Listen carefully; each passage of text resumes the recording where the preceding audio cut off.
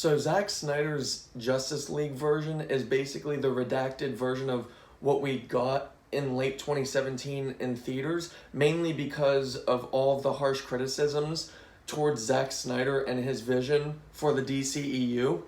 And what we got after Warner Brothers screwed him over at the time that he lost his daughter due to committing suicide, and Warner Bros. Firing him at the same time, which that was pretty horrendous, but that's a whole different story.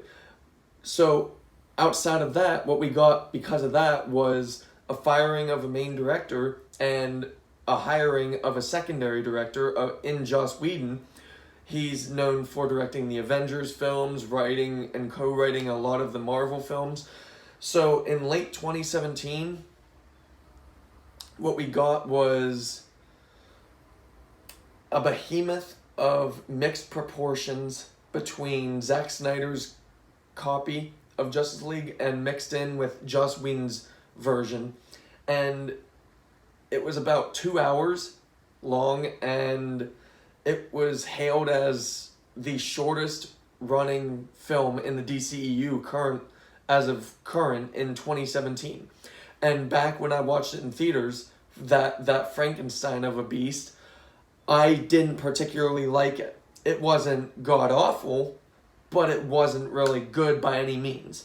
I was very generous in giving it a 6 out of 10, mainly because it had some good benefits in the film to watch it, like good camera work, solid performances, some good visuals, but otherwise everything felt empty and hollow. And there were subplots in that version of Justice League that just didn't feel right. Well, fast forward now to current time, in 2021, after years of Zack Snyder and his fans basically blasting Warner Bros. For doing all of that in the past to Zack Snyder as well as the DCEU. And I get it, the criticisms with the DCEU films were definitely plausible, okay? Man of Steel is an excellent film, albeit it has very poor editing issues. Suicide Squad, the same thing. It was a solid foundation, but that was even worse with editing issues because Warner Bros. Didn't mess with Man of Steel.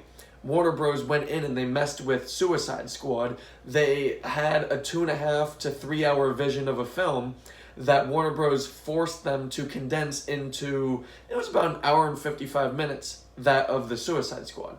Then we got Batman v Superman before that, actually, but Batman v Superman was honestly the start of Warner Bros. Intervening and interjecting in the directors and creators' visions. And Batman v Superman was one of the worst cases in the DCEU of brand name company basically stealing the show from behind the scenes and making them rework the story in the films. Then they brought it back with Wonder Woman, the first Wonder Woman. Wonder Woman 1984 is god-awful. But the first Wonder Woman was a very solid film. Shazam was a very solid film. It was very funny, too. I didn't watch Aquaman yet, but I know about Arthur Curry, obviously. I know about the story, and I know James Wan, who's one of my favorite directors. He directed the first Saw film and The Conjurings.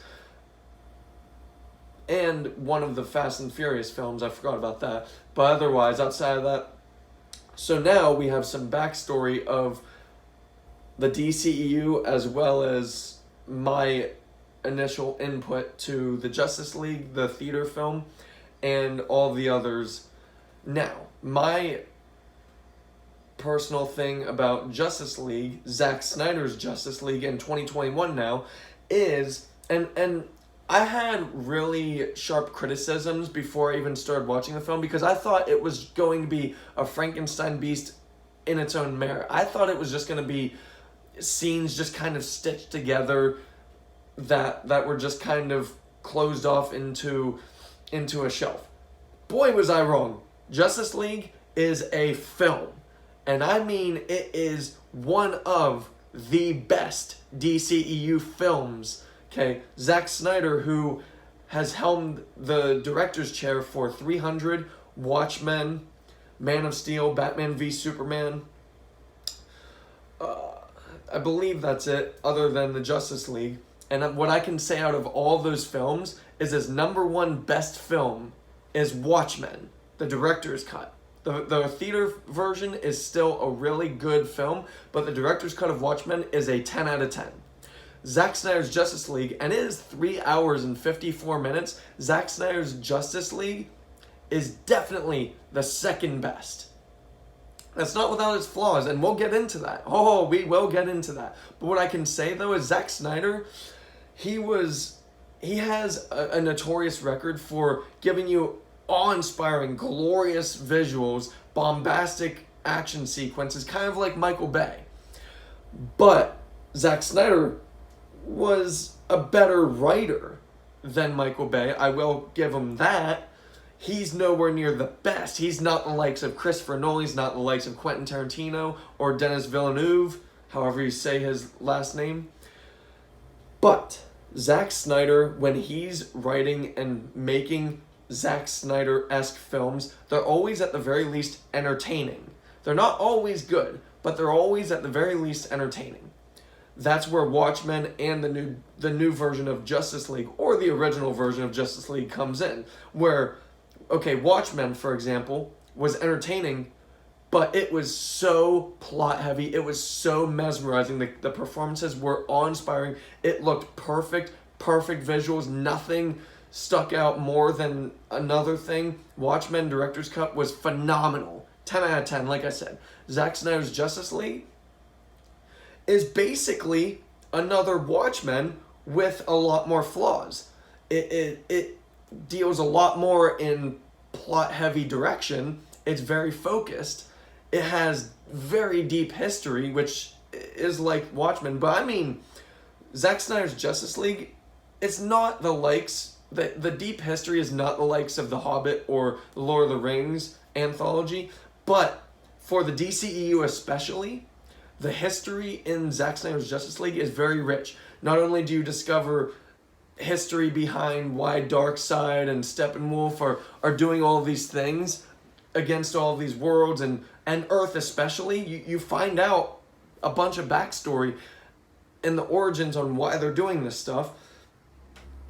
But you also get an origin story from Cyborg, and that was one of my all-time main criticisms from the theatrical release of Justice League in 2017. They just kind of threw Aquaman, Cyborg, and the Flash in with Batman, Superman, and Wonder Woman, and it just felt unfulfilling. In Zack Snyder's Justice League, this was actually a great time to release this film because we got a bunch of standalone individual films fleshing out most of these characters. Now, the characters that they haven't fleshed out yet, technically, that it being Cyborg and the Flash, they mostly fleshed out Cyborg. They didn't really do much still with the Flash. They kind of typecasted him as the jokester, which is fine. The jokes were funny, but it was kind of a typecast part for the character. And I get he's usually the comedic relief, kind of like Spider-Man in Marvel and Star-Lord, for example, but it's typecasting no matter how you look at it. So, as I said, it's deep history in it, very, very plot heavy, excellent, and I mean excellent writing, storytelling, and direction. Zack Snyder's flaws from Batman v Superman do not carry over in Zack Snyder's Justice League, and the reason being is because this is a 4-hour behemoth of a film. They gave you enough time to stretch things out, and they definitely did stretch things out. They didn't really need to implement the amount of slow motion sequences that they added into this film, but outside of those slow motion parts, everything else was still expansive and well needed too. The slow motion sequences, they weren't unnecessary. What was in the slow-mo sequences were actually necessary for the story, for character development, for plot. they didn't need to go overboard with the slow-mo. Now, this does have mostly great visuals, and the audio is superb, but I will say 1 in every 5-6 scenes in Zack Snyder's Justice League, the visuals do kind of look pretty bad. And Zack Snyder's Justice League, I don't know how it was originally shot and filmed, but how it released was in 4:3 big box TV format. And you would expect that to be rather annoying and just obscene for the current nowadays wave and trends of visuals and bombastic TV viewing and experience and everything. No. Instead, the 4:3 format actually isn't a nuisance at all. I would prefer widescreen to fit my 55-inch 4K HDR TV, but Zack Snyder's Justice League released in 4:3 format, and it's not terrible. It's not annoying. It's not bothersome by any means.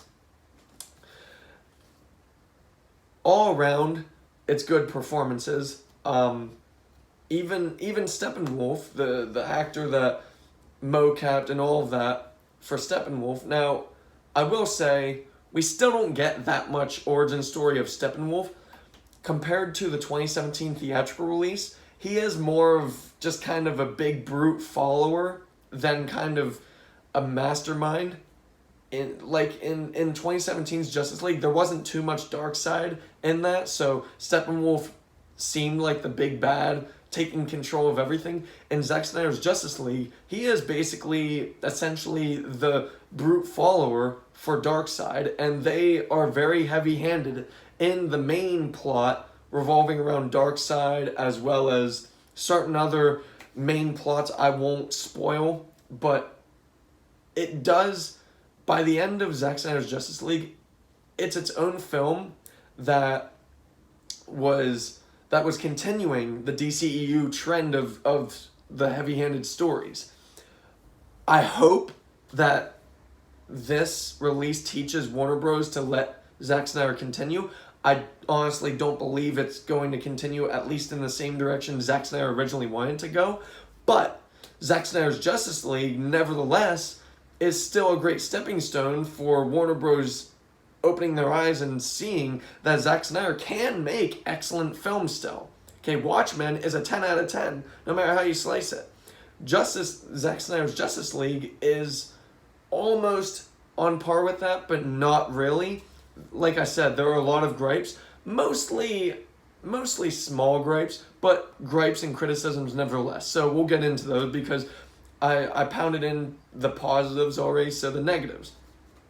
Illogical plot holes in action scenes. So the main one was roughly 10 to 20 minutes in, and this was in the theatrical release as well. It was the hostage situation, and Wonder Woman had to go and save the day. That's fine. The scene itself, overall, is a fantastic scene. What I didn't like was the ending of that subplot. I did not like how randomly she blew everything up, even though there were hostages there, and the explosion wasn't even necessary. And I'm not talking about when she threw the box up with the bombs in the air. I'm talking about after that, when the villain started trying to shoot the hostages and she took over, and then she clapped her wrists and blew everything up. That didn't really make much sense. On top of that, the scene of the Flash, Barry Allen, saving, I guess, his love interest from the car wreck. That was a good scene overall, but how it started was really stupid. It was basically a big rig truck driver eating a burger. He dropped the burger, trying to pick up the burger. It's kind of like a smoker or something, trying to pick up what they dropped, and at the same time, they're not paying attention to the road. It was really stupid. It didn't feel forced at all. It was just really stupid and illogical plotting. So, as I already explicitly explored the main plot and story, and it has deep history, and the history is great and very, very plot-heavy storytelling and direction. The problem I do have, though, is the main plot, a little before the halfway point, it does start to feel like a derivative cliche main plot. And it 100% is. It is basically the DCEU's version of the Avengers. That's exactly what the Justice League is. So cliche main plot, but what bolsters it up to more superiority is how well it was written and directed. And I can't fully knock the cliche main plot because Zack Snyder delivered it well. So as I said earlier in the positives with the visuals, I'd say 1 in every 5 scenes. That's about accurate, that they look muddy and muddled and just bland and bad. They never look absolutely terrible to where you can't watch it. They just look not on par with the majority of the film. I would say about 80 to 85% of Zack Snyder's Justice League looks amazing. When it looks amazing, it looks better than the theatrical release in 2017 by a majority percentage amount. So another thing I've always had with the Justice League story is the Justice League together makes Batman seem very irrelevant. I never really got into Batman being around actual superheroes. He's a superhero in a small scale where he deals with like bank robbers and Joker and Suicide Squad. But he's just kind of there in Zack Snyder's Justice League to try and form the Justice League. Otherwise, he doesn't really get his ass kicked, but he's just irrelevant by the end. It's just whenever they need more help and he tries to help, he always has to stick to a giant vehicle that ultimately gets blown up. Another thing I do have to add with the implementation of mostly Zack Snyder shot scenes is they took out and stripped a lot of Joss Whedon's direction scenes from the theatrical release, and I'm so glad they took away that stupid intro where it was CGI photoshopped. The mustache is gone from Henry Cavill. That's finally out of here, so that alone, 10 out of 10 for me. But also what they stripped away is my all-time favorite DCEU line, which it was just kick-ass and hilarious. It was, in the theatrical release, it was when they were all fighting against Superman because he didn't have his brain back yet. And in the theatrical release, he beat the crap out of Batman. And whenever he finally saw Lois and he came back to normal, and Wonder Woman screamed, "Is everybody okay?" And Batman said, "Oh yeah, something is definitely bleeding." They completely stripped that line out. They reshot the entire scene, honestly. And the scene itself that's in Zack Snyder's Justice League is exceptionally filmed. That's my gripe, because that was hands down my all-time favorite line in the DCEU. It was really funny. They built it up by Superman saying, "I know you. Tell me, do you bleed?" And then they ended it with, "Oh yeah, something is definitely bleeding." And stripping those scenes and that dialogue away just kind of feels like they took away some characterization. As for the team up of the Justice League, they have actually a lot of compelling scenes before the final hour where they team up one-on-one with each other inside of their headquarters, and you explore character development, and they're talking to each other about like how they were brought up and ridiculous kind of irrelevant stuff like that, but it still works for the most part.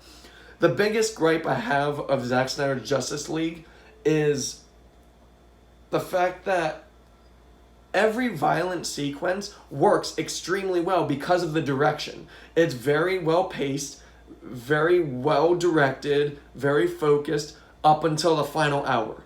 The final hour before the epilogue, it's just non-stop bombastic violent sequences. There's no break. It's just everybody getting shot, everybody getting stabbed, everybody just chaos all around. It's not a terrible final hour, it's just not on par with the rest of the film. Especially the first 45 minutes to an hour in the Justice League, in this Justice League version, it's just so well directed. It's such a slow burn, but it's such a great payoff because you're exploring all these characters that are being introduced, and there really is no gripe from me anymore when it comes to the implemented characters in Zack Snyder's Justice League. Most of them are very well fleshed out, albeit Steppenwolf and definitely the Flash. I liked that the Flash interacted with his dad, and I liked the dialogue, and I liked the history with his dad and what happened to his dad, and I appreciated the emotional captivity between them, but otherwise there isn't really much else about the Flash other than he's the comedic relief. So that's my biggest flaw with Zack Snyder's Justice League, is mostly the final hour. It's not terrible, but it's basically Zack Snyder turning into Michael Bay. And as I said, there's still not much Steppenwolf story overall. His story is kind of in the deep history with Darkseid against Earth, but not really. There's still not much that you learn about Steppenwolf in Zack Snyder's Justice League. And my final negative, as I said in the positives, typecast. And not all of them, not the majority. It's definitely only one or two. The Flash, and you could say typecasting with like Lois and Superman's mom. Yeah, okay, but my biggest gripe is the Flash.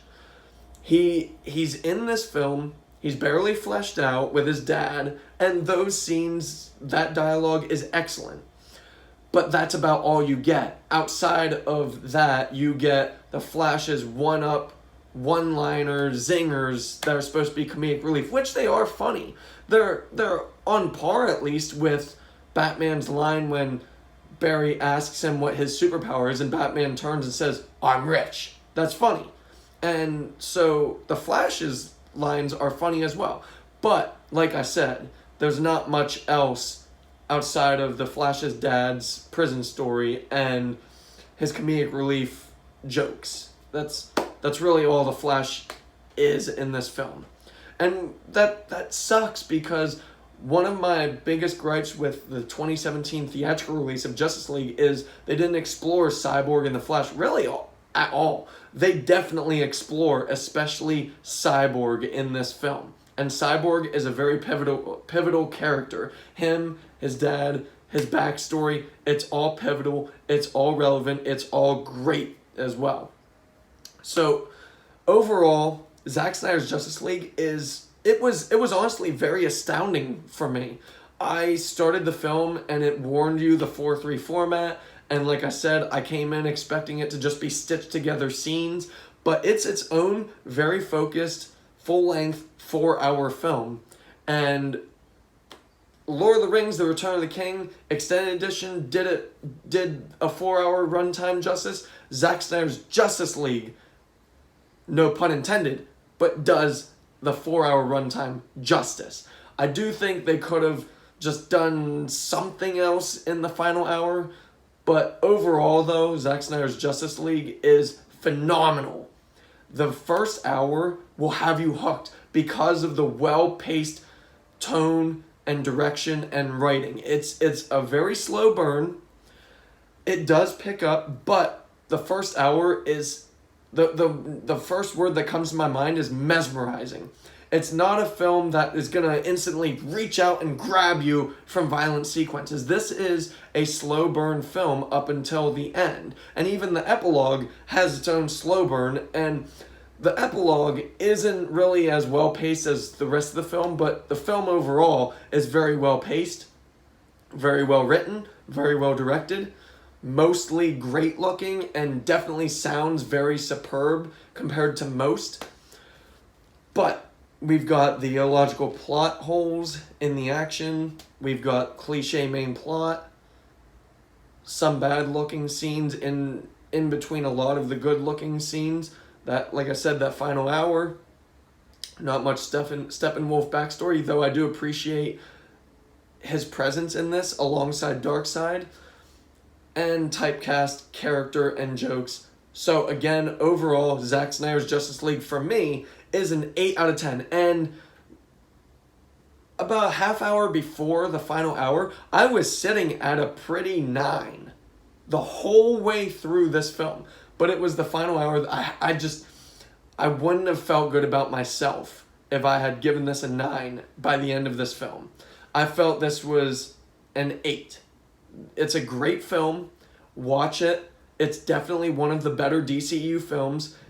It's not the best DCEU film, and it's not Zack Snyder's best film. Zack Snyder's best film, I believe, is always going to be Watchmen, especially the director's cut. But that's besides the point. So yeah, overall, Zack Snyder's Justice League for me is a very, very solid 8 out of 10. Thank you.